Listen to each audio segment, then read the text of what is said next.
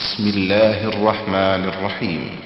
ومن أحسن قولا ممن دعا إلى الله وعمل صالحا وقال إنني من المسلمين.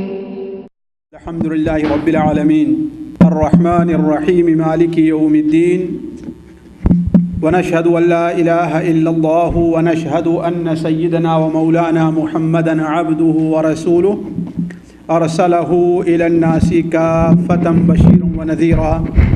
أما بعد فإن خير الحديث كتاب الله وخير الهدي هدي محمد صلى الله عليه وسلم وشر الأمور محدثاتها وكل محدثة بدعة وكل بدعة ضلالة وكل ضلالة في النار. أعوذ بالله السميع العليم من الشيطان الرجيم. بسم الله الرحمن الرحيم. كذلك نقص عليك من أنباء ما قد سبق وقد آتيناك من لدنا ذكرا فاقصص القصص لعلهم يتفكرون. سبحانك لا علم لنا إلا ما علمتنا إنك أنت العليم الحكيم. رب اشرح لي صدري ويسر لي أمري واحلل عقدة من لساني يفقه قولي واحلل عقدة من لساني يفقه قولي. اللہ تعالیٰ نے قرآن مجید میں پچھلی قوموں کے بہت سارے قصے بیان کیے ہیں. کچھ نبیوں کے قصے ہیں، کچھ ولیوں کے قصے ہیں، بہت سے قصے بیان کیے ہیں. اور اس کا ایک مقصد یہ بیان کیا ہے وعلیکم السلام ورحمۃ اللہ کہ قصے کا اثر انسان کی زندگی پر ایک بہت یہ پڑتا ہے کہ ایک تو انسانی ذہن اسے بہت جلدی قبول کر لیتا ہے. لوگوں کو قصہ سننے میں بھی اچھا لگتا ہے اور بھلا محسوس ہوتا ہے، اور خود انسان اس سے ایک عبرت اور نصیحت بھی حاصل کرتا ہے. مثال کے طور پر ہمارے نبی صلی اللہ علیہ وسلم کو جب آپ نے اپنی دعوت شروع کی تو مکے میں بڑی پریشانیاں اٹھانی پڑی. آپ کو برا بھلا کہا گیا، گالیاں دی گئیں، آپ کو تکلیفیں دی گئیں، حتیٰ کہ آپ کا بائیکاٹ کیا گیا، آپ کے ساتھیوں کو قتل کیا گیا ہے نا. اس سے ایک انسانی ذہن پریشان ہوتا ہی نہیں، پریشان ہوتا ہے کہ نہیں. تو آپ صلی اللہ علیہ وسلم کے سامنے پچھلے نبیوں کے قصے بیان کیے گئے. کس لیے؟ تاکہ ایک انسان کو یہ اطمینان اور سکون رہتا ہے کہ یہ مصیبت کوئی ہمارے اوپر نئی نہیں آئی ہے، ہم سے پہلے بھی لوگ اس قسم کی مصیبتوں کے شکار ہوتے رہے ہیں.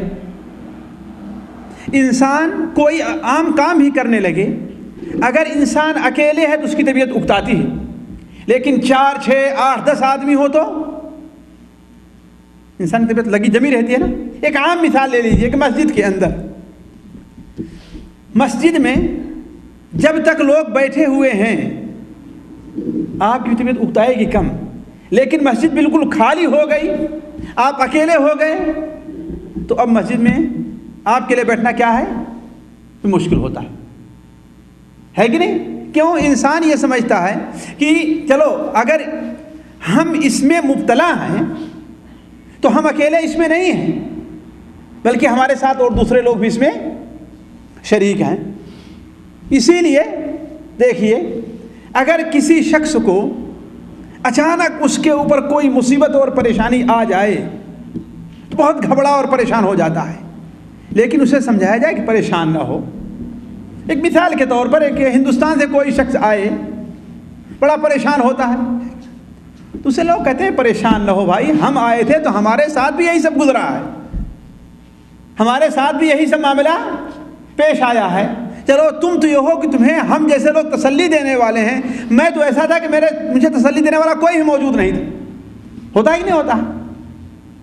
اسی لیے علماء بیان کرتے ہیں کہ وعظ اور نصیحت کے معاملے میں قصے بیان کیے جائیں، اس کا بہت بڑا فائدہ ہوتا ہے، بہت بڑا فائدہ ہوتا ہے. خود اللہ تعالیٰ قرآن مجید میں اللہ کے رسول صلی اللہ علیہ وسلم کو حکم دے رہا ہے فقصص القصص، آپ قصے بیان کیجئے، لوگوں کو سمجھائی، مثالیں دیجئے، شاید کہ وہ لوگ اس کے اوپر غور کریں.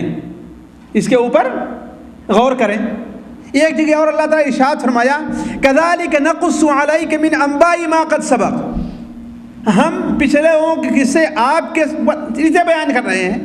وقد آتیناک من لدنا ذکرا، اس طریقے سے کئی جگہ اللہ تعالیٰ نے قرآن مجید میں نبی کریم صلی اللہ علیہ وسلم کو حکم دیا ہے قصے بیان کرنے کے، اور آپ کے لیے قصے بیان بھی فرمائے ہیں، جہاں پر ایک جگہ تو یہ فرمایا کہ کذالک نقص علیک من انباء الرسول ما نثبت به فؤادک، ہم رسولوں کے قصے آپ کے سامنے اس لیے بیان کر رہے ہیں تاکہ اس طریقے سے ہم آپ کے دل کو تھوڑا سا اطمینان اور تسلی دیں، اطمینان اور تسلی دیں۔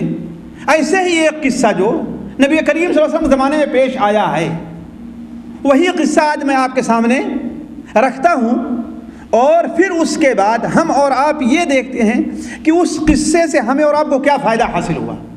پہلے ایک لمبا سا قصہ ہے، بخاری شریف میں، صحیح مسلم شریف میں، مسند احمد وغیرہ میں، متعدد کتب حدیث میں موجود ہے۔ ایک لمبا سا قصہ ہے جس میں اللہ کے رسول صلی اللہ علیہ وسلم کا معجزے کا بھی ذکر ہے، بعد نماز سے متعلق بعض احکام بھی ہیں، بعد نماز سے متعلق احکام بھی ہیں۔ تو پہلے وہ قصہ آپ کے سامنے ہم رکھتے ہیں، پھر اس کے بعد ہم دیکھتے ہیں کہ ہمیں اس سے کیا فائدہ ملتا ہے۔ دیکھیے، ایک مشہور صحابی حضرت عمران ابن حسین، حضرت عمران ابن الحسین ایک مشہور صحابی ہیں، وہ بیان کرتے ہیں کہ ہم لوگ اللہ کے رسول صلی اللہ علیہ وسلم کے ساتھ ایک سفر میں تھے، شاید یہ سفر غزوہ خیبر سے واپسی کا تھا یا غزوہ تبوک سے واپسی کا تھا، کسی غزوہ سفر تھا۔ آپ فرماتے ہیں کہ ہم لوگ اللہ کے رسول صلی اللہ علیہ وسلم کے ساتھ چل رہے تھے، رات بھر چلتے رہے، جب رات کا آخری حصہ آیا تو ہم لوگ تھک کر کے چور ہو گئے تھے، تھکے بھی تھے اور نیند بھی آ رہی تھی۔ جب نیند آتی رہتی ہے تو انسان کو اور بھی تکان محسوس ہوتی ہے، تو ہم لوگوں نے کہا کہ اے اللہ کے رسول صلی اللہ علیہ وسلم تھوڑا سا آپ رک جائیں ہم۔ آپ نے فرمایا تم لوگ رک تو جا رہے ہو، لیکن مجھے ڈر ہے کہ تم سو جاؤ گے تو فجر کی نماز جاتی رہے گی۔ ظاہر بات، کوئی آدمی رات بھر محنت کرتے رہے اور 3 بجے آ کر کے سوئے تو فجر کے اس کی نیند کھلے گی؟ نہیں کھلے گی اس کی نیند۔ تو آپ نے فرمایا مجھے ڈر ہے کہ تم لوگ اگر سو گئے تو فجر کی نماز جاتی رہے گی۔ حضرت بلال رضی اللہ عنہ نے فرمایا کہ اے اللہ کے رسول صلی اللہ علیہ وسلم کوئی بات نہیں، سونے دیں، میں لوگوں کو جگا دوں گا، میں لوگوں کو بیدار کر دوں گا۔ تمام صحابہ کرام جیسے تیسے کر کے اپنے سواریوں کو روکے، اپنا سامان جو کچھ اتارنا تھا اتارے، اور جو جیسا تھا ویسے ہی پڑ گیا۔ اور باہر کا میدان ہے، رات کا آخری وقت ہے، تکان ہے، نیند خوب لگی ہوئی ہے، موسم اب ٹھنڈا ہو جاتا ہے، رات کے آخری وقت میں ٹھنڈا ہو گیا، اور سارے کے سارے لوگ پڑے تو ایسی بہترین اور پیاری نیند آئی، ایسی پیاری نیند آئی کہ جب سورج کی گرمی تیز ہوئی تب لوگوں کی نیند کھلی۔ اس لیے کہتے بلال اپنے سواری کو ٹیک لگا کر کے بیٹھے، ایسے مشرق کی طرف دیکھ رہے تھے کہ اب فجر کا وقت ہو، اور ان کو بھی نیند آ گئی۔ ہوتا ہے نا کبھی کبھار انسان سمجھتا ہے کہ میں سویا نہیں، لیکن گھنٹوں سو جاتا ہے، اسے محسوس نہیں ہوتا ہم اتنی دیر سوئے ہیں، لیکن گھنٹوں سو جایا کرتا ہے۔ تو سب سے پہلے حضرت ابوبکر رضی اللہ تعالیٰ عنہ بیدار ہوئے، پھر ایک صحابی اور بیدار ہوئے، پھر دوسرے صحابی اور بیدار ہوئے، پھر چوتھے حضرت عمر رضی اللہ تعالیٰ عنہ بیدار ہوئے۔ اب جب کوئی بیدار ہوتا تو اپنے ساتھی کو جگانا شروع کر دیا، ارے اٹھو تو، ارے اٹھو، ارے اٹھو، ارے اٹھو۔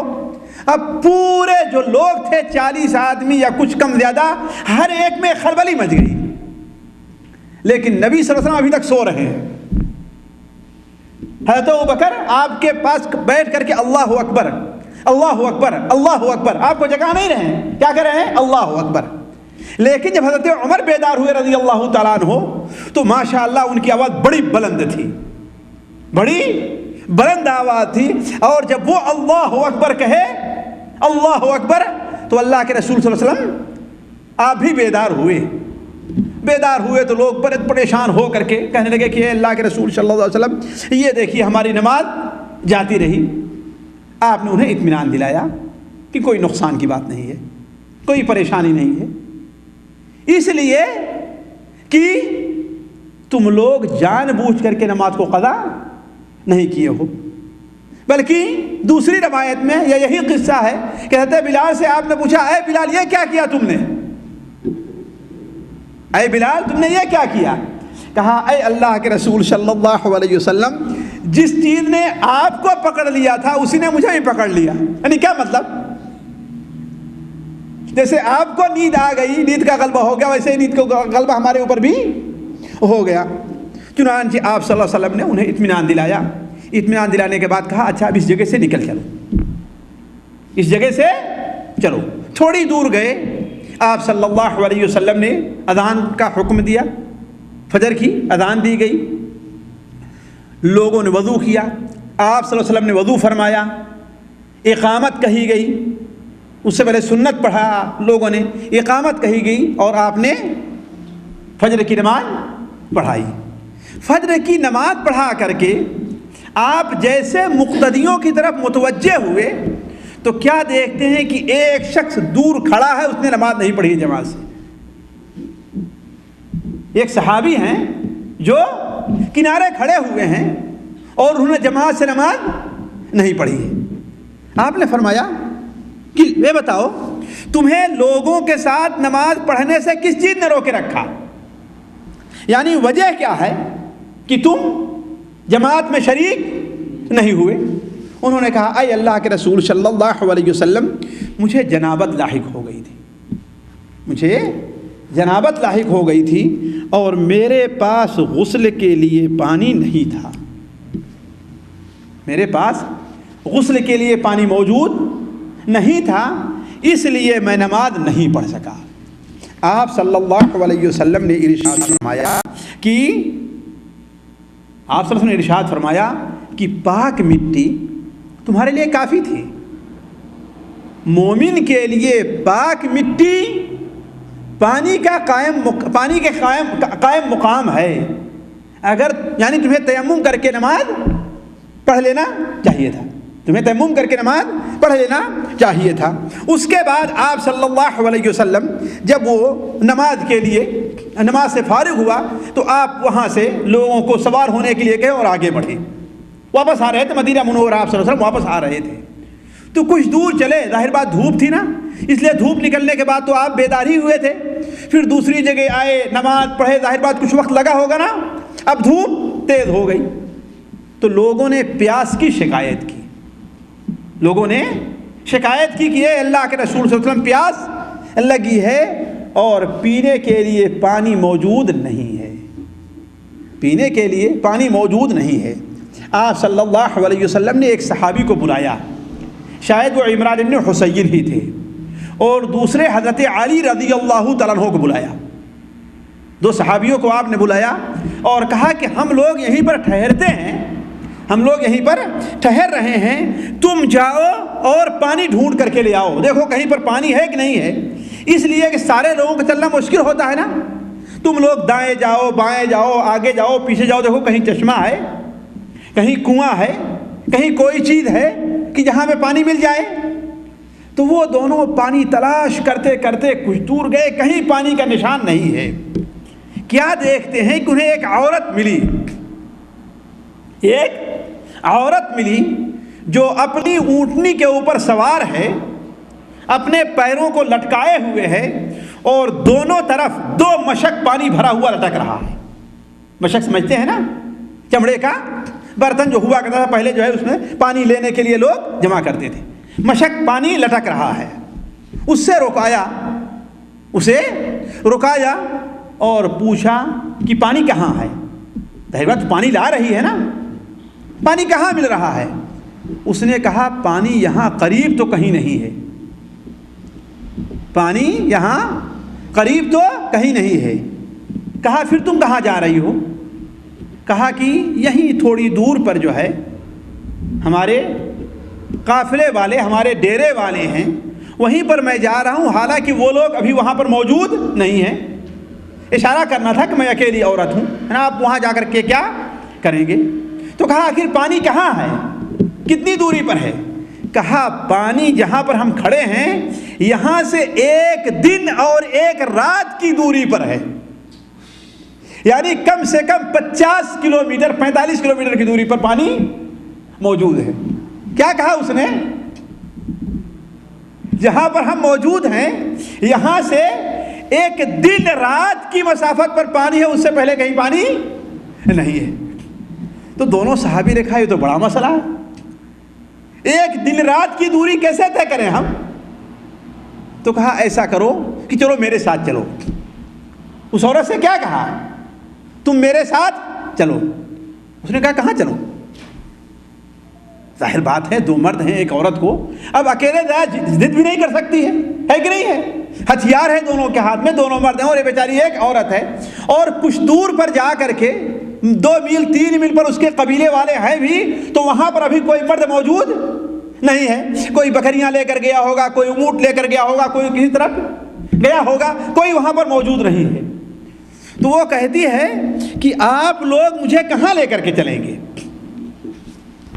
آپ لوگ مجھے کہاں لے کر کے جائیں گے؟ تو ان لوگوں نے کہا اللہ کے رسول صلی اللہ علیہ وسلم کے پاس۔ کہاں لے جائیں گے؟ اللہ کے رسول صلی اللہ علیہ وسلم کے پاس۔ کہا اللہ کے رسول کیا ہے؟ مسلمان نہیں تھی وہ کیا کہتی ہے؟ اللہ کے رسول کیا ہیں؟ اللہ کے رسول کون ہیں؟ کہا وہی جن کو لوگ صابی یعنی بددین کہتے ہیں۔ عربی میں صابی کے معنی ہوتا ہے وہ شخص جو ایک دین کو چھوڑ کر کے کسی دوسرے دین میں داخل ہو جائے، یعنی اصل بے دین نہ ہو۔ کیا ہونا چاہیے؟ یعنی ایک دین کو چھوڑ کر کے وہ کسی دوسرے دین کے اندر داخل ہو جائے، اسے کیا کہتے ہیں؟ صابی کہتے ہیں۔ تو کہا کیا جسے لوگ صابی کہتے ہیں اسی کے پاس لے چلنا چاہتے ہو؟ تو ان لوگوں نے کیا جواب دیا؟ کہا نہیں۔ کہا ہاں۔ ان لوگوں نے کیا جواب دیا؟ کہا ہاں انہی کے پاس جن کو تو سمجھ رہی ہے۔ ہاں یا نہیں؟ نہیں کہا۔ کیا کہا؟ انہی کے پاس جن کو تو سمجھ رہی ہے۔ چنانچہ اسے لے کر کے آئے اللہ کے رسول صلی اللہ علیہ وسلم کے سامنے۔ جب وہ کھڑی ہوئی تو اس کا قصہ لوگوں نے اللہ کے رسول صلی اللہ علیہ وسلم سے سنایا۔ کہا اے اللہ کے رسول صلی اللہ علیہ وسلم، اس کے پاس پانی موجود ہے اور یہ بتا رہی ہے کہ پانی کہاں پایا جائے گا؟ جی ایک دن رات جتنی دور انسان چل کر کے جاتا ہے اتنی دور کی مسافت پر پانی موجود ہے۔ تو آپ صلی اللہ علیہ وسلم نے اس سے پوچھا تو اس نے بتایا کہ میں کون ہوں، کیسی ہوں۔ البتہ ایک جتنا صحابہ کرام سے کہا تھا نا دونوں صحابی سے، اس سے زیادہ ایک چیز اور بتائی کہ میں بیوہ ہوں، میں بیوہ ہوں اور یتیم بچے والی ہوں۔ اس کا مقصد کیا تھا؟ یعنی میرے ساتھ تعرض نہ کیا جائے، اس لیے کہ آدمی جب سنے کہ ہاں یہ بیوہ عورت ہے کہ نہیں ہے، چھوٹے چھوٹے اس کے بچے ہیں، تو ایسی عورت کے اوپر لوگوں کو رحم آتا ہے کہ نہیں رحم آتا ہے نا؟ تو اس نے مزید کیا کہا کہ میں بیوہ عورت ہوں اور یتیم بچوں کی پرورش کرتی ہوں۔ آپ صلی اللہ علیہ وسلم نے کہا لوگوں سے کسے اتارو، یعنی اس کے اونٹ کو بیٹھایا، وہ اتر کر کے کنارے کھڑی ہو گئی۔ پھر اس کے بعد آپ صلی اللہ علیہ وسلم نے اس کے دونوں مشک کو اتروایا۔ دیکھیں جو بڑا مشک ہوا کرتا تھا ہے نا، وہ اولا تو زمین پہ نہیں رکھتے تھے، اس کو کہیں لٹکائے یا کسی اونچی چیز میں، تو اس میں جو ہے 2 سوراخ ہوا کرتے تھے۔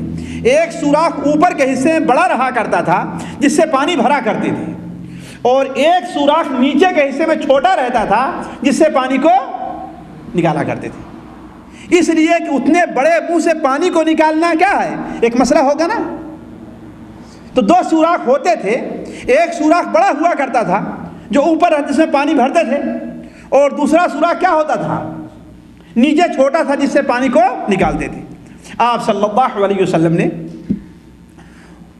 نیچے کے دونوں مشک کے جو سوراخ تھے ان کے سوراخ کو اپنے دستے مبارک سے آپ نے چھوا ہے کہ نہیں ہے، ایسے کچھ دبایا، اس کے بعد کہا جو نیچے والا ہے اس کے بندھن کو کھول دو، اس کے بندھن کو کھولو، اور برتن منگایا اور اس کے بندھن کو کھولا تو اس میں سے پانی، دونوں مشک سے پانی گر گیا۔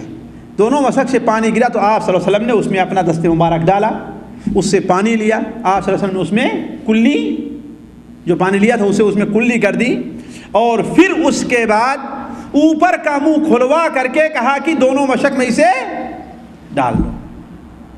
جس پانی میں آپ نے اپنا دست مبارک ڈالا تھا اور کلی کی تھی اسے کیا کہا کہ دوبارہ اسی میں اس کو ڈال دو.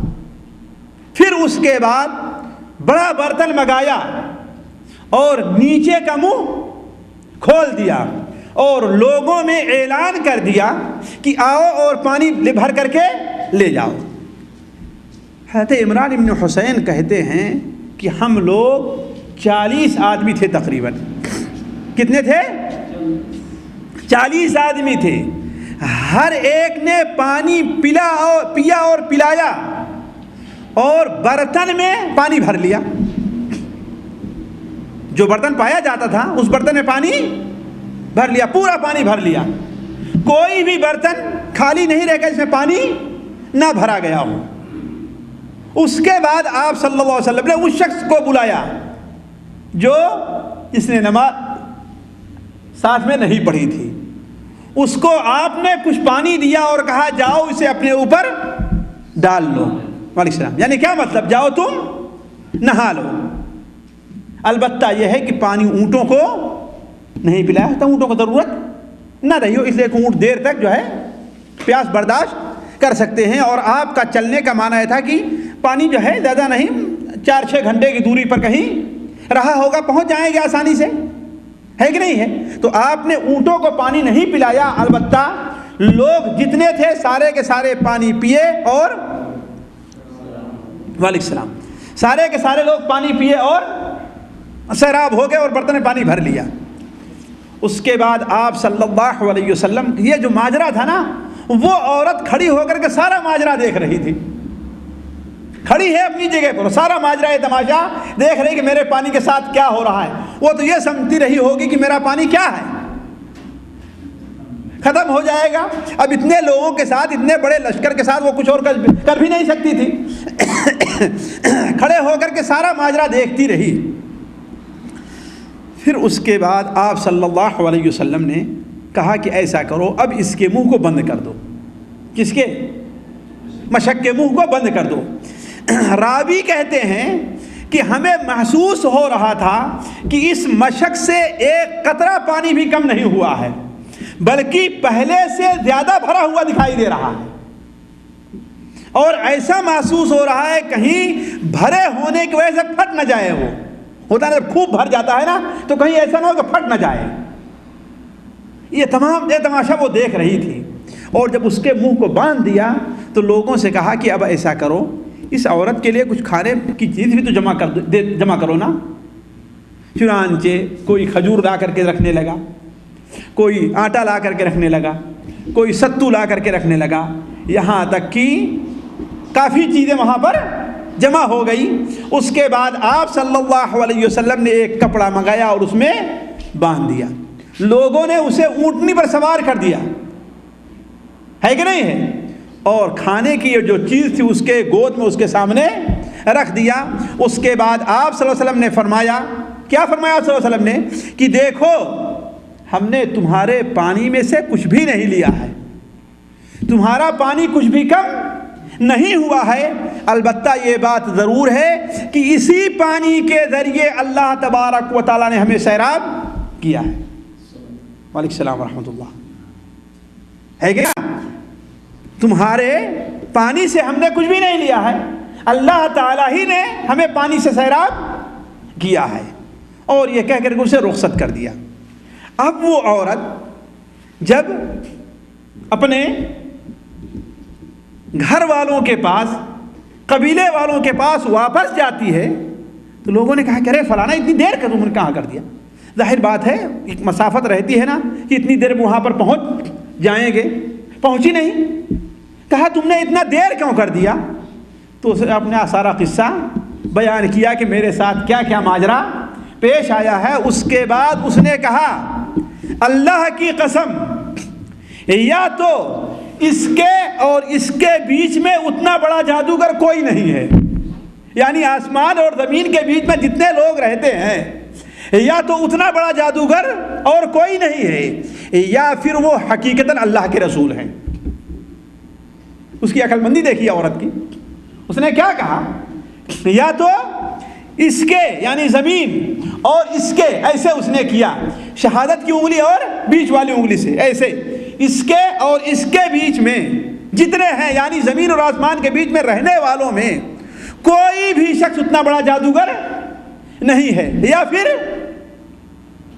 کیا وہ حقیقتاً اللہ یقیناً اللہ کے رسول ہیں۔ اس لیے کتنا بڑا معجزہ اس نے دیکھا تھا کہ 40 آدمیوں نے پانی پیا بھی، جس کو تھا پلایا بھی، اور اپنے برتن کو بھی بھرے، ایک آدمی نہایا بھی، پھر بھی پانی اپنی کی جگہ اتنا ہی ہے کہ نہیں ہے؟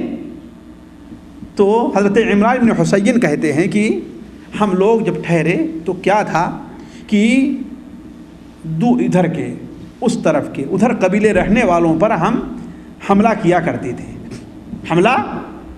تھے کہ بھائی تم ہمارے فلاں دشمن کی مدد کیے ہو، یہ ہے، یعنی اس طریقے سے حملہ کیا جاتا تھا۔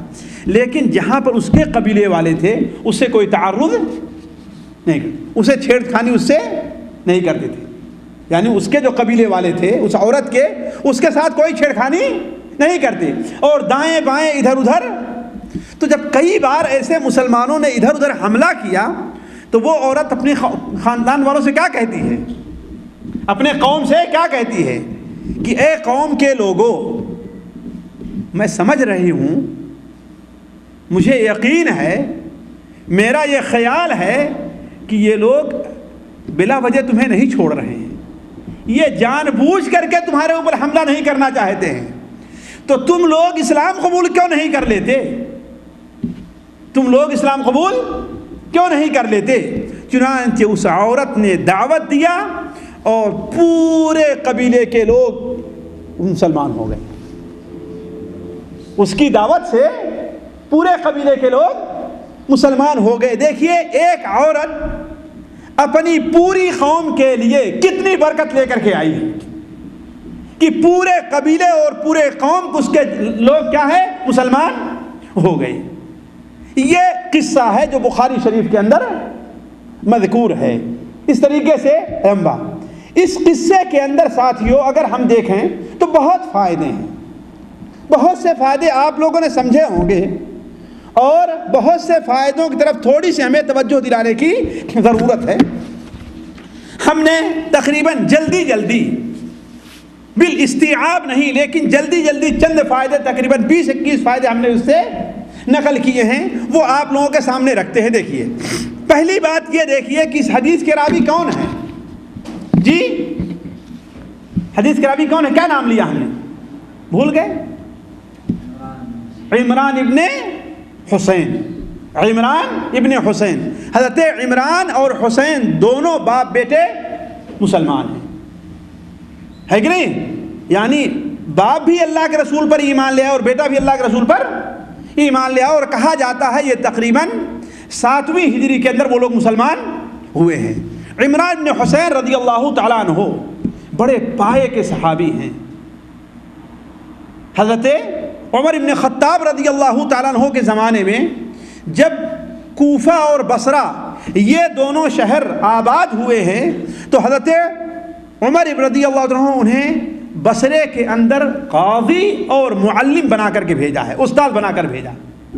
اسی لیے حضرت حسن بصری جو بصرہ کے رہنے والے تھے وہ کیا کہتے ہیں کہ بصرہ والوں کے لیے حضرت عمران بن حسین سے زیادہ فائدہ مند کوئی آدمی نہیں آیا۔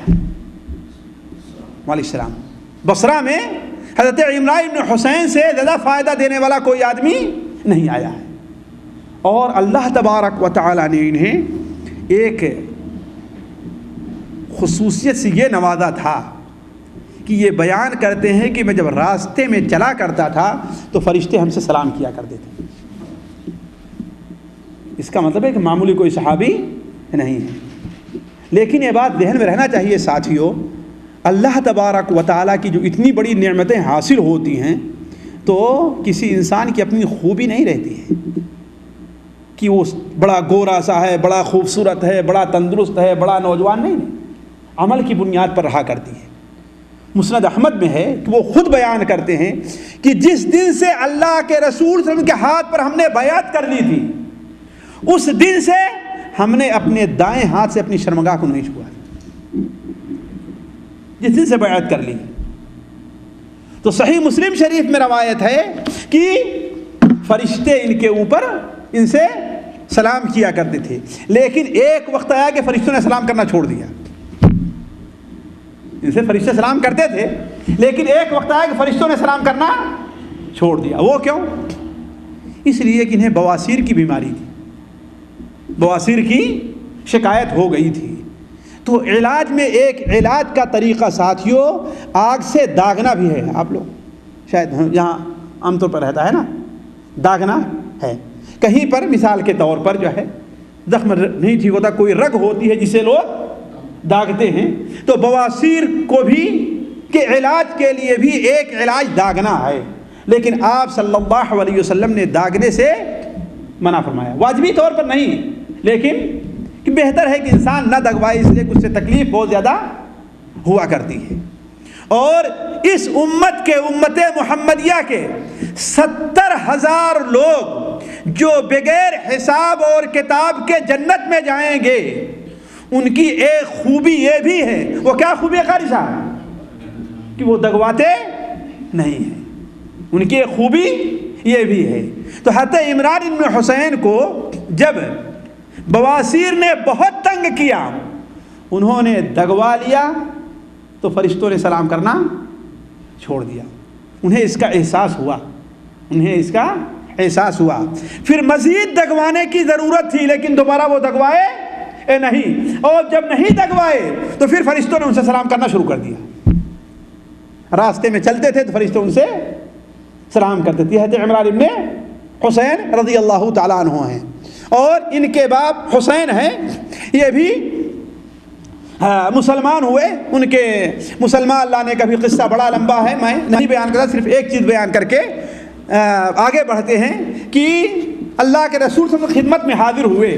دیکھیے بعض لوگوں کی عقل جو ہے، کیا بعض لوگوں کو لوگوں سے بحث کرنے کا کیسا اچھا انداز اور اسلوب آتا ہے اپنے مخالف کو خاموش کرنے کا.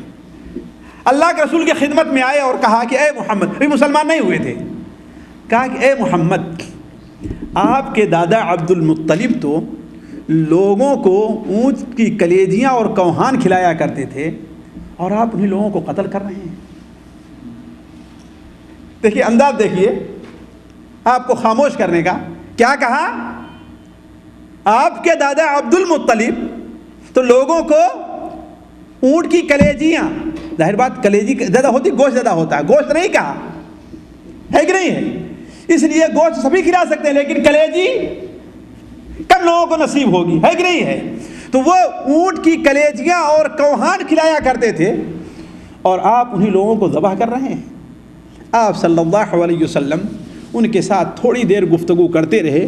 اس کے بعد آپ صلی اللہ علیہ وسلم نے فرمایا کہ اچھا ایسا کرو کہ تم جا رہے ہو نا، لیکن ایک دعا پڑھتے رہنا. تم وہ دعا کیا ہے؟ اللہم قنی شر نفسی وعزم لی من امری واعزم لی علی ارشد امری. اللہم قنی شر نفسی واعزم لی علی ارشد امری. معنی کے لحاظ سے بڑی بہترین دعا ہے. اس کا معنی کیا ہے؟ اے اللہ تبارک و تعالیٰ مجھے اپنے نفس کی برائی سے بچا. ساتھیوں انسان بہت زیادہ جو گناہ کرتا ہے وہ اپنے نفس ہی کی وجہ سے کرتا ہے کہ نہیں؟ فلم دیکھنے کا جی کہتا ہے، انسان فلم دیکھنے لگتا ہے. ساتھی لوگ بیٹھے ہیں، گپ کر رہا ہے، مسجد آنے کا جی نہیں کہتا، مسجد نہیں آتا ہے کہ نہیں؟ تو گناہ جو ہوتے ہیں انسان سے کیا ہوتے ہیں؟ اس کے نفس کے وجہ ہی سے ہوتے ہیں. اس لیے آپ نے انہیں کیا سکھایا؟ اللہم قنی شر نفسی واعزم لی علی ارشد امری. اے اللہ تبارک و تعالی مجھے میرے نفس کی برائی سے بچا اور مجھے ثابت قدم رکھ، جو بہترین کام ہو اس کے اوپر ثابت قدم رکھ. یہ کہہ کر کے چلے گئے، اور 2-3 دن کے بعد آئے اور مسلمان ہو گئے. تو اللہ کے رسول صلی اللہ علیہ وسلم نے انہیں ایک دعا سکھائی، اللہم اغفر لی ما اسررت وما اعلنت وما اخطأت وما عمدت وما علمت وما جہلت. یہ ہیں عمران ابن حسین رضی اللہ تعالی عنہ. اس حدیث سے ساتھیوں جو پہلا ہمیں سبق ملا ہے وہ ملتا ہے کہ اللہ کے رسول صلی اللہ علیہ وسلم پر سونے اور جاگنے کے جو اسی طریقے سے عارضہ پیش آتا تھا جیسے عام لوگوں کو عارضہ پیش آتا ہے. اس لیے کہ عام انسانوں کے طریقے سے آپ بھی ایک کیا تھے؟ انسان تھے.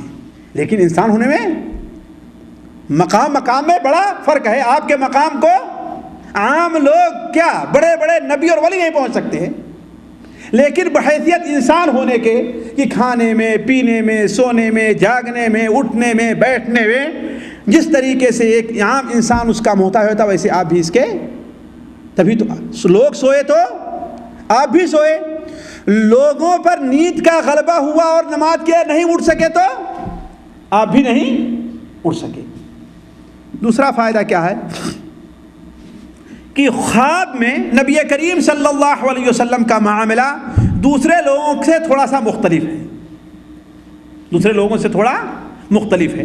جیسا کہ آپ صلی اللہ علیہ وسلم جب سوتے تھے تو خواب میں آپ کا وضو نہیں ٹوٹتا تھا، لیکن ہم اگر سو جائیں تو ہمارا وضو ٹوٹ جائے گا.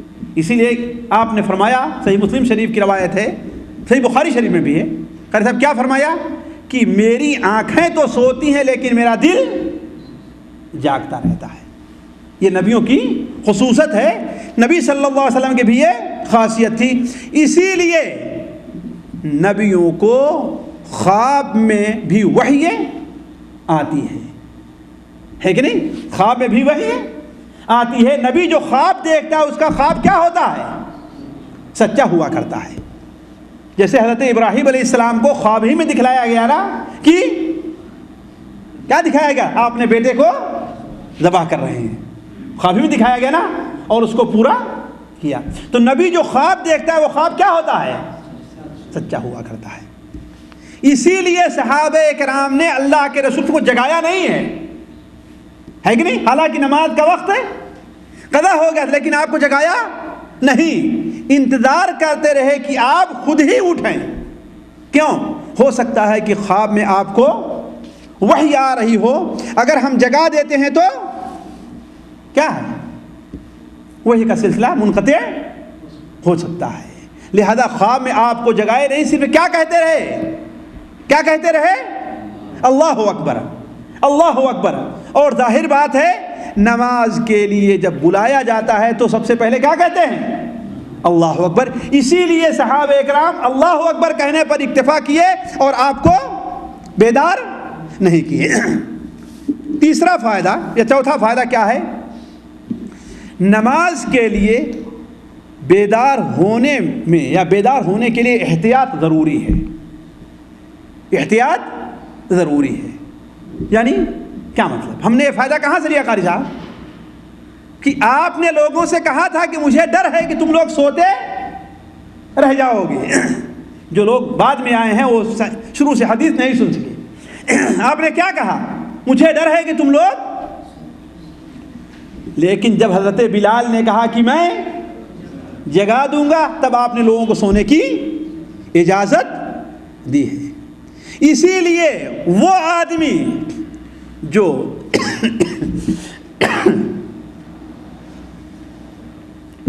نماز میں جاگنے کا اہتمام کرتا ہے، الارم لگاتا ہے، لوگوں سے کہتا ہے مجھے جگا دینا، پھر بھی نماز کے لیے نہیں اٹھ پاتا تو اس کے اوپر کوئی گناہ نہیں ہے.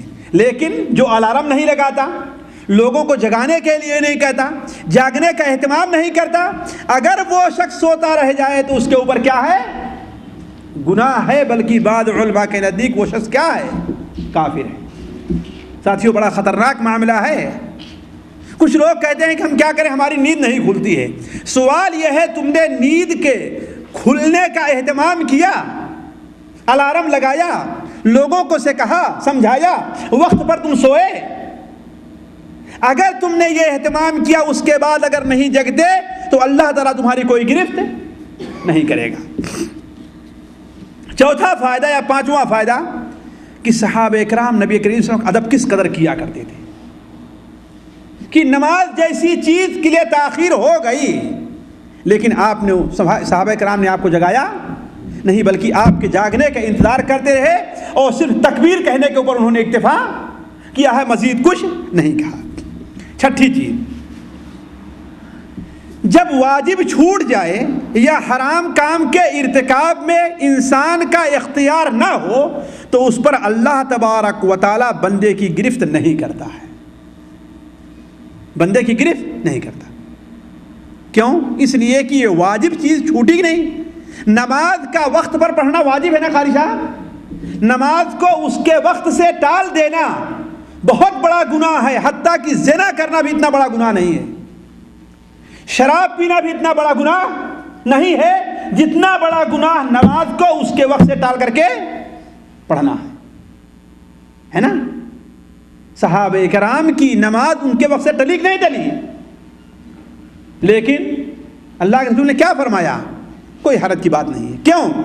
اس لیے کہ یہ نماز ٹالنے میں صحابہ کرام کو اختیار نہیں تھا۔ تو اگر کوئی واجب بے اختیاری میں چھوٹ جائے یا کوئی حرام کام بے اختیاری میں ہو جائے، مثال کے طور پر آپ نے تیر پھینکا، گولی چلائی، اچانک کوئی شخص سامنے آ جائے اور آپ کے تیر یا گولی سے کیا ہے وہ، اس کا گناہ آپ کو ہوگا؟ نہیں ہوگا، گناہ نہیں ہوگا۔ آپ گاڑی سے جا رہے ہیں، گاڑی چلا رہے ہیں، بشرطے کہ گاڑی حدود میں چلا رہے ہیں، یہ نہیں کہ 200 اور 250 اور 170 اور 180 کی اسپیڈ سے چلا رہے ہیں۔ عام جو 100 ہے، 110 ہے، 120، یعنی عام جو ہے۔ آپ کی گاڑی سے کوئی آدمی مر جائے تو اس پر آپ کو گناہ ہوگا؟ کوئی گناہ اس پر آپ کو نہیں ہے، مسلمان ہی کیوں نہ ہو۔ حالانکہ ایک مسلمان کے قتل کا گناہ کتنا بڑا ہے قاری صاحب؟ سورہ نساء کے اندر اللہ نے کیا بیان فرمایا ہے؟ وَمَن يَقْتُلْ مُؤْمِنًا مُتَعَمِّدًا فَجَزَاؤُهُ جَهَنَّمَ خَالِدًا فِيهَا وَغَضِبَ اللَّهُ عَلَيْهِ وَلَعَنَهُ وَأَعَدَّ لَهُ عَذَابًا عَظِيمًا۔ دیکھیے 5 جرم، 5 سزائیں اس کے لیے متعین کی ہے کہ جو شخص کسی مسلمان کو جان بوجھ کر کے قتل کر دیتا ہے تو اللہ تعالیٰ اس کا ٹھکانہ کہاں بنائے گا؟ جہنم۔ اس سے اللہ تعالیٰ ناراض ہوگا، اللہ کی اس کے اوپر لعنت ہوگی اور ہمیشہ ہمیشہ وہ جہنم میں جہاں رہے گا، اور اس کے لیے اللہ تعالیٰ دردناک عذاب جو ہے تیار کیے ہوئے ہیں۔ اسی لیے حدیث شریف میں ہے کہ اگر پورے زمین کے تمام لوگ ایک مسلمان کے قتل پر اکٹھا ہو جائیں تو اللہ تعالیٰ سارے لوگوں کو جہنم میں ڈالے گا۔ اتنا بڑا گناہ ایک مسلمان کو قتل کرنے سے ہے۔ لیکن اگر نادانی میں آپ سے کوئی انسان مر جائے تو آپ کے اوپر اس کا کوئی گناہ نہیں ہے۔ 6واں یا 7واں فائدہ، جس بہت اہم نقطہ ہے ساتھیوں، ذرا اس کے اوپر غور کریں گے اور بہت کم لوگ اس کے اوپر عمل کرتے ہیں۔ جس جگہ پر یا جس ماحول میں انسان سے گناہ کا کام کرنے میں یا واجب کے ترک ہونے میں کوتاہی ہوتی ہو، اس جگہ کو چھوڑ دینا چاہیے اور خیر بات کہہ دینا چاہیے۔ جس کمرے میں آپ رہتے ہیں اس کمرے والے مثال کے طور پر جلدی سوتے نہیں، دیر کر دیتے ہیں، 1 بجے 2 بجے سوتے ہیں، وہ لوگ نماز کے لیے اٹھتے نہیں، آپ اٹھتے ہیں تو ناراض ہوتے ہیں۔ ہوتا ہی نہیں ہوتا ہے بہت سے کمروں میں ایسے۔ اس کمرے میں ایک مسلمان کے لیے رہنا جائز نہیں ہے، ناجائز اور حرام ہو اس کے لیے رہنا۔ یہ فائدہ کہاں سے لیا ہم نے ساتھیوں؟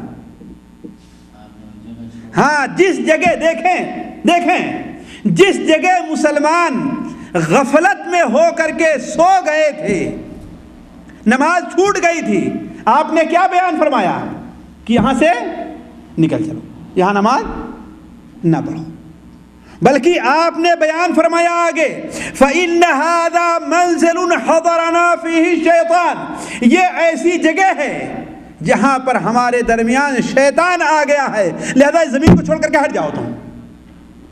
سنن ابو داؤد کے اندر الفاظ ہیں تحولوا عن مکانکم الذی اصابتکم فیہ غفلہ، اس مکان کو چھوڑ کر کے دور کہیں چلے جاؤ جس جگہ پر تم غفلت کے شکار ہوئے ہو۔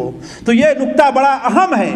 جس جگہ رہ کر کے انسان گناہ کا کام کرتا ہے، کہتا ہے چھوڑتا ہوں لیکن چھوٹ نہیں رہا ہے، جس جگہ رہ کرتا ہے انسان اس سے گناہ کا ارتکاب ہوتا ہے، اس جگہ چھوڑ کر کے انسان کو چلے جانا چاہیے۔ جیسے آپ لوگوں کو یاد ہوگا علیہ السلام، صحیح مسلم شریف میں روایت ہے کہ ایک شخص نے بنو اسرائیل کے کتنے لوگوں کو قتل کیا تھا؟ 99 آدمی کو۔ اور ایک جاہل مولوی کے پاس پہنچا اور کہتا ہے کہ بھائی ہم نے تو بہت گناہ کیے ہیں، کیا ہم میں اللہ تعالیٰ ہماری توبہ قبول کرے گا کہ نہیں قبول کرے گا؟ تو اس نے کیا کہا کہ 30 چوہے کھا کر کے بلی چلی ہے حج کرنے کو، کہتے ہیں نا ہمارے یہاں 30 چوہے کھا کر بلی چلی حج کو، اب تمہاری کون سی توبہ قبول ہوگی؟ تم نے 199 آدمیوں کو مارا ہے۔ اس نے کہا چلو لاؤ 100 پورا کر دے، ایک کمی کیوں رہ جائے، 100 پورا کر دے، ایک کمی کیوں رہ جائے، ہے کہ نہیں ہے؟ جب ہماری توبہ قبول ہی نہیں ہوگی، ہے کہ نہیں ہے، تو ہمیں سب باقی کو رکھے، لاؤ 100 کو پورا کر دے، لہذا اس کو بھی اس نے مار دیا۔ لیکن دل کے کسی گوشے میں، کسی کنارے پر اللہ تعالیٰ کا خوف جانگزی تھا، اسے سکون نہیں ہوا، اطمینان نہیں ہوا۔ 100 آدمی کو مار کر کے پھر ایک مولوی صاحب کے پاس گیا جو ذرا سا سمجھدار تھے، ان سے کہا کہ اگر کوئی شخص 100 آدمیوں کو قتل کرتا ہے تو اللہ تعالیٰ اس کی توبہ قبول کرے گا؟ تو اس نے کیا کہا کہ اللہ کے بندے، تیرے اور توبہ کے درمیان میں کون حائل ہونے والا ہے؟ وَإِنِّي لَغَفَّارٌ لِمَن تَابَ، اللہ تو فرماتا ہے کہ میں جو شخص توبہ کرے اس کے گناہوں کو معاف کرنے والا ہوں۔ لیکن ایک بات ضرور ہے جو بتانا چاہتا ہوں میں، کہ جس گاؤں میں تم تھے اور جہاں رہ کر کے جن ساتھیوں کے ساتھ گناہ کا کام کرتے تھے، اس گاؤں کو چھوڑ کر کے تم چلے جاؤ فلاں گاؤں کے اندر اللہ کے کچھ نیک بندے رہتے ہیں، ان کے ساتھ رہ کر تم اللہ تعالیٰ کی عبادت کرو۔ تو ساتھیوں، عرض کرنے کا مقصد یہ ہے کہ انسان کے توبہ کے اندر یہ بھی داخل ہے کہ جس جگہ رہ کر کے اسے گناہ کا کام کرنا پڑتا ہے، اس جگہ کو چھوڑ کر کے ہٹ جانا چاہیے۔ اسی الغات کے ایک شخص کو میں جانتا ہوں، شراب پینے اور دوسرے کام سے 1 بار 2 بار 3 بار توبہ کرتا تھا، لیکن اس لیے کہ یہیں پر اس کے ساتھی تھے، یہیں پر دوست حضرات تھے، لیکن یہاں چھوڑ کر کے ریاض چلا گیا، الحمدللہ چھوڑ گیا، سارا چھوڑ کر کے ریاض چلا گیا، اور ہمارے خیال سے سال گزر گئے، الغات نہیں آیا، اور کچھ سالوں تک الغات صرف عید کے موقع پر آیا تھا اپنی والدہ سے ملاقات کرنے کے لیے، ورنہ آتا نہیں تھا۔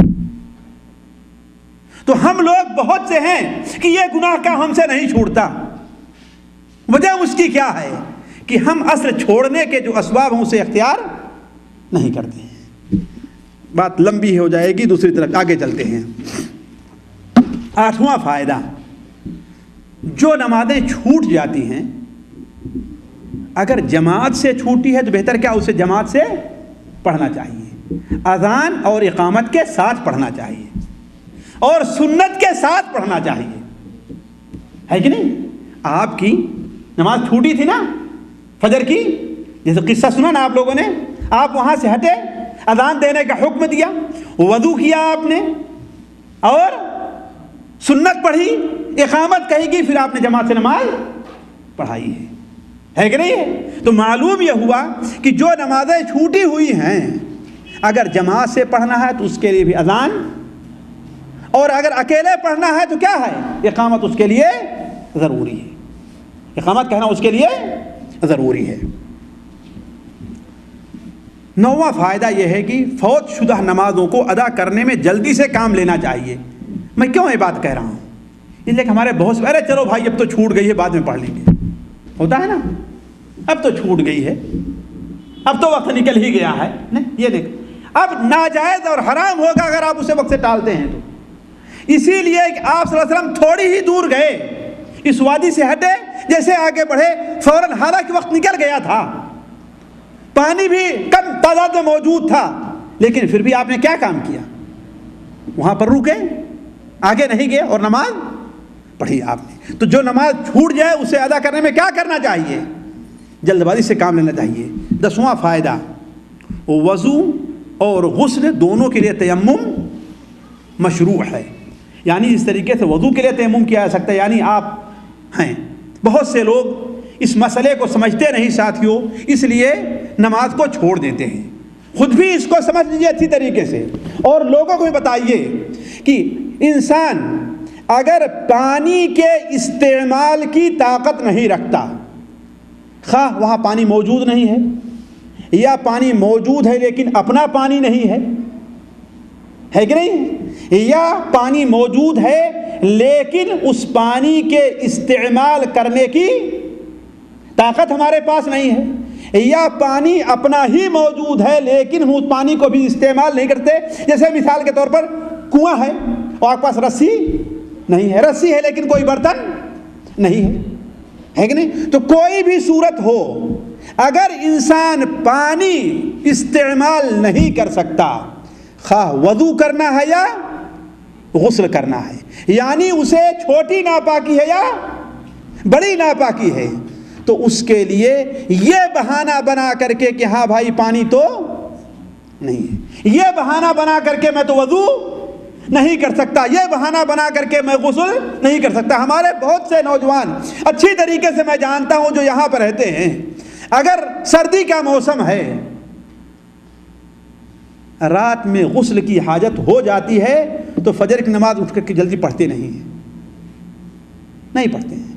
کیوں؟ اس لیے کہ سردی ہے, کون غسل کرے؟ نہیں, غلط بات ہے, سخت گناہ کا ارتکاب کر رہے ہیں آپ. اگر خطرہ ہے آپ کو سردی لگ جائے گی, پانی نقصان کر جائے گا, گرم پانی موجود نہیں ہے, تو آپ تیمم کیجیے اور نماز کو اس وقت سے آپ کو نہیں ٹالنا ہے. کسی بھی صورت میں آپ کے لیے جائز نہیں ہے. اس مسئلے کو سمجھنے بہت لوگ غلطی کرتے ہیں. کسی بھی صورت میں نماز کو اس کے وقت سے ٹالنا نہیں ہے. نماز پڑھنا ہے, خواہ غسل کرنے کا معاملہ ہو یا وضو کرنے کا. مٹی ہر جگہ موجود ہے, حتیٰ کہ علماء کہتے ہیں اگر مٹی کہیں نہیں مل رہی ہے بغیر تیمم کے نماز پڑھے, لیکن نماز کو اس کے وقت سے ٹالنا نہیں ہے. ان الصلاۃ کانت علی المؤمنین کتابا موقوتا, نماز مسلمانوں پر وقت کی پابندی کے ساتھ فرض کی گئی ہے. مثال کے طور پر آپ ٹرین پر جا رہے ہیں, آپ کو وضو کرنا ہے, آپ کا وضو نہیں ہے, اور اتفاق یہ ہے کہ ٹرین میں پانی ختم ہو گیا, ہوتا کہ نہیں ہوتا ہے, ٹرین میں پانی ختم ہو گیا ہے. اب آپ کہتے ہیں کہ اب ہم نماز کیسے پڑھیں, مٹی بھی وہاں پر نہیں ہے, بڑے اسٹیشن پہنچتے ہوئے ٹرین میں تاخیر ہوگی, تو کتنے لوگ ہیں جو نماز کو پڑھتے ہیں وہاں پر چھوڑ دیتے ہیں نا. نماز کو چھوڑنا نہیں ہے, پانی نہیں ہے, بغیر تیمم کے آپ جو ہے نماز پڑھیے. یہ مسئلے کو اچھی طریقے سے سمجھنا چاہیے. غریب معلوم ہوگا, عجیب معلوم ہوگا کہ مولوی صاحب عجیب مسئلہ بتا رہے ہیں, لیکن شرعی مسئلہ یہی ہے. کوئی عالم اس سے اختلاف نہیں کرے گا, دنیا کا کوئی عالم اس سے اختلاف نہیں کرے گا. جہالت کی بنیاد پر چاہے جو مولوی صاحب بنے ہو بات کہہ دیں, لیکن حقیقت میں کوئی اگر عالم ہے جس سے اختلاف, چاہے جس مذہب کا ماننے والا عالم ہو, اس سے اختلاف نہیں کرے گا کہ اگر پانی موجود نہیں ہے تیمم کرے مٹی سے. اگر مٹی نہیں پائی جاتی ہے بغیر تیمم کے نماز پڑھے, لیکن نماز کو چھوڑنا اور وقت سے ٹالنا نہیں ہے. یہ رواں فائدہ ذرا سنیں گے.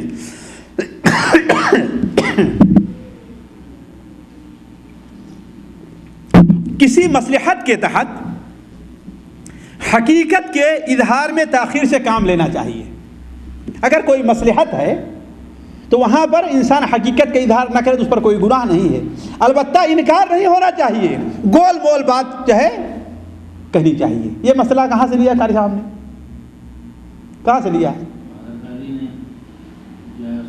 ہاں, اس عورت نے کیا کہا تھا اللہ کے رسول صلی اللہ علیہ وسلم کے بارے میں؟ کیا کہا تھا؟ ارے وہی جسے لوگ بے دین اور صابی کہتے ہیں. تو صحابہ کرام نے یہ نہیں کہا کہ نہیں تم جھوٹ بولے اور صابی نہیں ہے نا, اور یہ بھی نہیں کہا کہ ہاں وہی جس کو تم سمجھ رہی ہو, ہاں بھی نہیں کہا. کیا کہا؟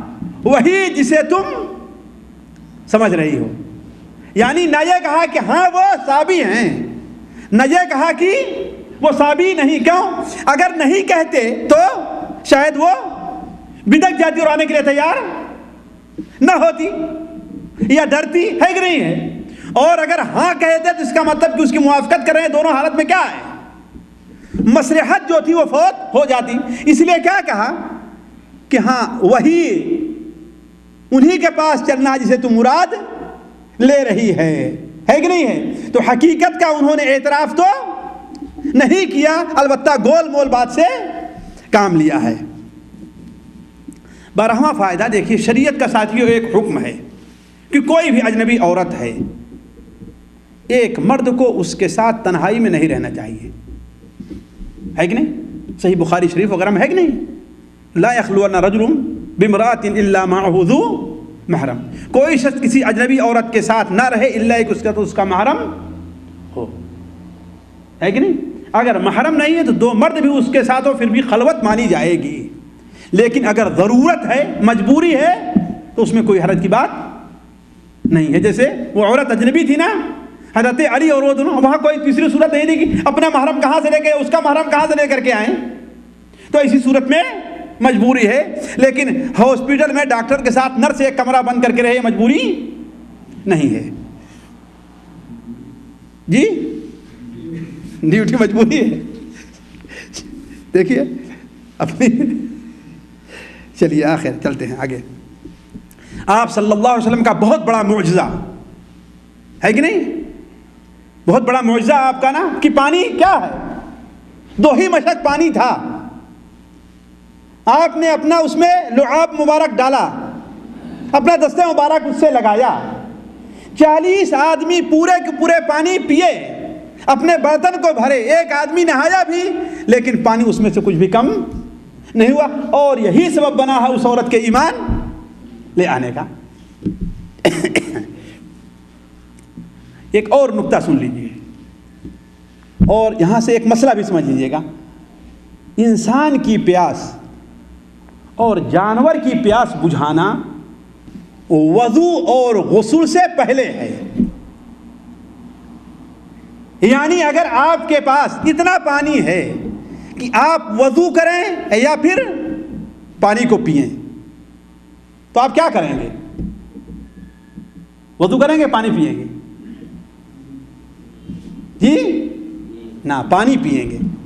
پیاس بجھانا، اگرچہ آپ کا جانور ہی کہ اسے ہی پانی کیوں نہیں پینا ہے، آپ کے پاس صرف اتنا پانی ہے کہ اسے پانی پلا دیں گے تو ہمیں وضو کے لیے پانی نہیں ہوگا، تو اس کو پانی پلانا کیا ہے؟ ضروری ہے. تو انسان کی پیاس بجھانا، جانور کی پیاس بجھانا وضو اور غسل سے کام کیا ہونا چاہیے؟ پہلے ہونا چاہیے. اسی لیے آپ صلی اللہ علیہ وسلم نے لوگوں کو پہلے پانی پینے کا حکم دیا، اپنے لیے پانی لینے کا حکم دیا، اور آخر میں کیا کیا؟ اس شخص کو پانی دے جا کر کے تم نہا لو، ہے کہ نہیں؟ اور بڑا اہم فائدہ یہ ہے کہ لوگ ہمارے یہاں اس سلسلے میں بہت کوتاہی کرتے ہیں اور ایسا کرنے والے کو اچھا بھی نہیں سمجھتے ہیں. وہ یہ کیا ہے؟ عام ضرورت کے لیے چندہ مانگنا مشروع اور جائز ہے کہ نہیں؟ بہت لوگ ہوتے ہیں بھائی، کہو لوگوں کہ بھائی دیکھیے مجھ سے جو کچھ ہوتا ہے لے لیے، میں کسی سے کہنے نہیں جاؤں گا، کہتے ہیں کہ نہیں کہتے ہیں؟ یہ کوئی عیب کی بات نہیں. ہمارے نبی صلی اللہ علیہ وسلم نے بھی چندہ مانگا نہیں، لوگوں سے مانگا نا لوگوں سے چندہ. ابھی حدیث سنے، قصہ سنے نا آپ نے کیا کہا؟ اس کے لیے کچھ کھانے کی چیزیں جمع کر کے دے دو، تو چندہ مانگا نا آپ نے. اور کوئی تھوڑا سا جو لے آیا، کوئی تھوڑا سا آٹا ستو لایا، کوئی کھجور لا کر کے دیا ہی نہیں دیا. تو معلوم یہ ہوا کہ عام ضرورت کے لیے، عام حالت کے لیے کیا ہے؟ لوگوں سے چندہ مانگنا شریعت کے اندر مشروع، جائز، بلکہ لائق ثواب ہے. ایک اور نقطہ سمجھ لیجیے جس میں بہت سے لوگ غلطی کرتے ہیں کہ نبیوں کے معجزے حق ہیں، ولیوں کی کرامت حق ہے، اسے کوئی انکار نہیں کر سکتا. اہل سنت والجماعت کا عقیدہ ہے کہ اللہ تعالیٰ اپنے نبیوں کو معجزہ سے نوازتا ہے اور ولیوں کو کرامت سے نوازتا ہے. لیکن قرآن کی روح سے اور اس حدیث کی روح سے یہ بات بھی ذہن میں رہنا چاہیے کہ معجزے کا ظاہر کرنا یا کرامت کا ظاہر کرنا ولی اور نبی کے اپنے اختیار میں نہیں ہوتا ہے نا؟ ولی اور نبی کے اپنے اختیار میں نہیں ہوتا ہے۔ یہ کس طرح سے ہوتا ہے؟ اللہ تبارک و تعالیٰ جب چاہتا ہے، جس وقت چاہتا ہے، جس موقع پہ چاہتا ہے، جس نبی اور جس ولی کو چاہتا ہے معجزہ اور کرامت سے نواز دیتا ہے۔ تعجب نہ کریں گے، میں بغیر قرآن اور حدیث کے بارے سے کوئی بات نہیں کہتا۔ بہت سے لوگ جو ولیوں کی کرامتیں اور ان کے بارے میں جھوٹی جوڑے کسے سنتے ہیں، بڑا تعجب ہوگا کہ یہ مولوی وہابی یہ کیا بات کہہ رہا ہے۔ نہیں، اس حدیث میں آپ نے کیا بیان فرمایا اس عورت سے کہ دیکھو ہم نے تمہارے پانی سے کوئی کمی نہیں کی، وَلَٰكِنَّ اللَّهُ هُوَ الَّذِي يَسْقَانَا، لیکن اللہ تبارک و تعالیٰ ہی نے ہمیں پانی پلایا ہے، یعنی یہ معجزہ ہمیں دیا ہے۔ سورہ الرعد کے اندر اللہ تعالیٰ ارشاد فرماتا ہے وَمَا كَانَ لِرَسُولٍ أَن يَأْتِيَ بِآيَةٍ إِلَّا بِإِذْنِ اللَّهِ، کسی رسول کے اختیار میں معجزے کا لانا نہیں ہے الا یہ کہ اللہ تعالیٰ کی اجازت ہو جائے۔ تو معجزہ اور ولیوں کی کرامت برحق ہے، لیکن یہ ولی اور نبی کے اپنے اختیار میں نہیں ہے کہ جب چاہیں معجزہ ظاہر کر دیں، جب چاہیں کرامت ظاہر کر دیں۔ اہل سنت والجماعت کا عقیدہ ہے کہ اللہ تعالیٰ جب چاہتا ہے اس کو ظاہر کر دیتا ہے۔ اور یہ مسئلہ عام طور پر لوگ پوچھا کرتے ہیں، بہت لوگ پوچھتے ہیں کہ ہاں بھائی کافر کے برتن میں ہم کھا سکتے ہیں، اس کے ساتھ بیٹھ کر کے ایک برتن میں ایک نہیں کھا سکتے۔ بہت لوگ پوچھا کرتے ہیں کافر کا برتن اگر بظاہر اس کے اندر کوئی گندگی یا کوئی گندی چیز شراب وغیرہ نہیں لگی ہے تو اس کے استعمال میں کوئی حرج کی بات نہیں ہے۔ یہ عورت کافرہ ہی تو ٹھیک نہیں تھی، مسلمان تھی، یہ جی کافر تھی نا۔ آپ نے وضو کس کے برتن سے؟ جی اسی کے برتن سے لیا نا، ہے نا۔ اسی لیے علماء کہتے ہیں کہ بظاہر اگر کافر کے برتن میں، مشرک کے برتن میں بظاہر کوئی گندگی نہیں لگی ہے، صاف ہے، دھولا ہے، تو اس کا استعمال کرنا جائز ہے۔ ابو ثعلبہ الخشنی کی روایت ہمارے خاص ابو داؤد میں ہے، انہوں نے کہا اے اللہ کے رسول صلی اللہ علیہ وسلم، میرے پڑوس میں نصارہ رہتے ہیں، وہ اپنے برتنوں میں سور کا گوشت کھاتے ہیں، اپنے برتنوں میں شراب پیتے ہیں، تو کیا ہم ان کے برتن کو استعمال کر سکتے ہیں؟ تو آپ نے کیا بتایا کہ اگر تمہیں کوئی دوسرا برتن مل جائے تو اس میں کھاؤ پیو، اگر نہیں ملا تو اسے دھول لو۔ سوال اس لیے ہوا تو اس میں شراب پیتے ہیں اور سور کا گوشت کھاتے ہیں، تو آپ نے کیا کہا؟ اسے دھول کر کے استعمال کرو۔ معلوم یہ ہوا کہ کافر اور مشرک کے برتن اگر بظاہر اس کے اندر کوئی گندگی نہیں لگی ہے تو اس کا استعمال کرنے میں کوئی حرج کی بات نہیں ہے۔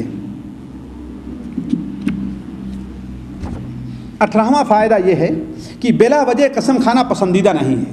بعض لوگوں کی عادت ہوتی ہے بات بات پر قسم کھاتے رہتے ہیں، لیکن اگر کسی موقع پر انسان کسی چیز کو ثابت کرنے کے لیے، واضح کرنے کے لیے اگر کوئی آدمی قسم کھا لے تو کوئی حرج کی بات نہیں ہے۔ جیسے اسی حدیث کے اندر حضرت عمران بن حسین نے کیا کہا؟ واللہ وعیم اللہ لقد اقلع عنها، اللہ کی قسم اللہ کے رسول صلی اللہ علیہ وسلم نے اس برتن یعنی مشک کو اس حال میں چھوڑا تھا کہ اسے پہلے طریقے سے بالکل بھرا ہوا تو اس میں کوئی کمی نہیں تھی۔ اسی طریقے سے کبھی کبھار دشمن کے اوپر حملہ کرنے یا اس کے سزا دینے میں کسی مصلحت کے پیش نظر تاخیر کی جا سکتی ہے، جیسا کہ صحابہ کرام نے اس کے اوپر حملہ، اس کی قوم پر حملہ نہیں کیا، اس کا نتیجہ کیا نکلا کہ سارے کے سارے لوگ مسلمان ہو گئے۔ اور اس عورت کی عقل مندی بھی غور کریں کہ اس عورت کی عقل مندی اور سمجھ ہی کی وجہ سے اس کے پوری قوم کے لوگ کیا ہیں۔ ایک اور نقطہ بڑا اہم ہے جسے بہت کم لوگ سمجھتے ہیں، اللہ پر توکل کرنا ضروری اور واجب ہے کہ نہیں؟ دل کی عبادت ہے اور یہ عبادت صرف اور صرف اللہ پر، یعنی بندے کا توکل کس پر ہونا چاہیے؟ صرف اللہ اور اللہ کے اوپر ہونا چاہیے بس۔ کسی اور کے اوپر بندہ اگر توکل کرتا ہے تو کیا ہے؟ یہ شرک ہے۔ وعلی اللہ فتوکلوا، اگر تم مسلمان ہو، مومن ہو تو صرف اللہ تعالیٰ ہی پر توکل اور بھروسہ کرو کہ دوسرے کے اوپر نہ کرو۔ لیکن توکل اور بھروسے کا یہ معنی نہیں ہے کہ انسان ظاہری اسباب استعمال نہ کرے۔ اللہ کے رسول صلی اللہ علیہ وسلم بڑا متوکل اور کوئی ہوگا؟ اللہ پر بھروسہ کرنے والا آپ سے بڑا کوئی ہوگا؟ نہیں ہوگا. لیکن لوگوں کو پانی کی ضرورت پڑی تو پھر آپ نے بھی نہیں کہا چلو اللہ پر توکل کرو، چلو آگے چلو. آپ نے کیا کہا؟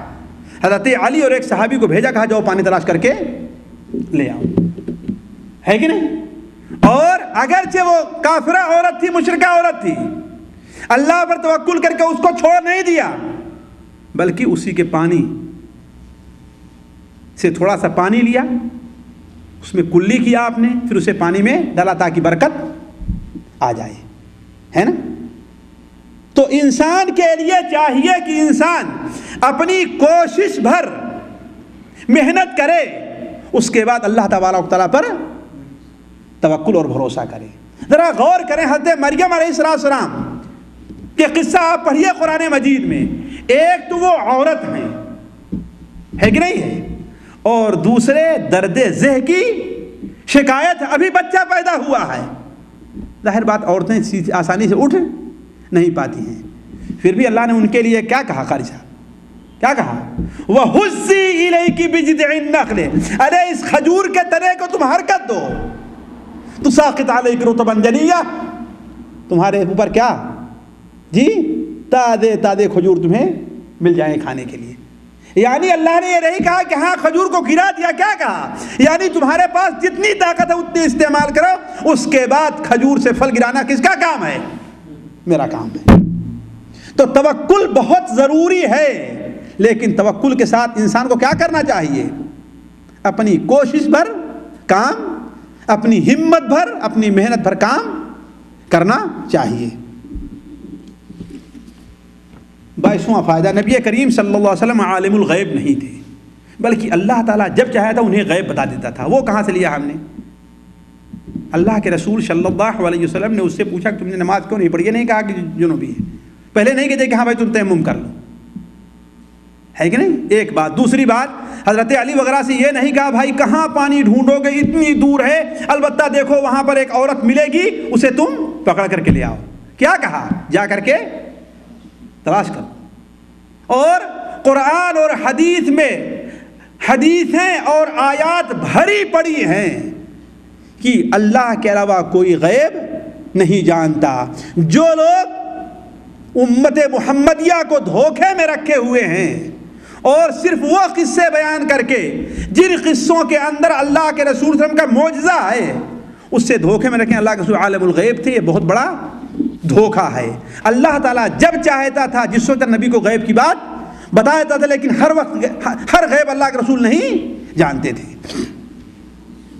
اور آخری بات، اسی پر بات ختم کرتے ہیں، حالانکہ اس میں فوائد تو بہت زیادہ ہے لیکن صرف اسی پر ختم کرتے ہیں کہ صحابہ کرام کے نزدیک نماز کی اہمیت اور ہمارے نزدیک وہ اہمیت نہیں رہ گئی. ہماری نمازیں چھوٹتی ہیں اور چھوٹی جاتی ہیں، کوئی پرواہ نہیں.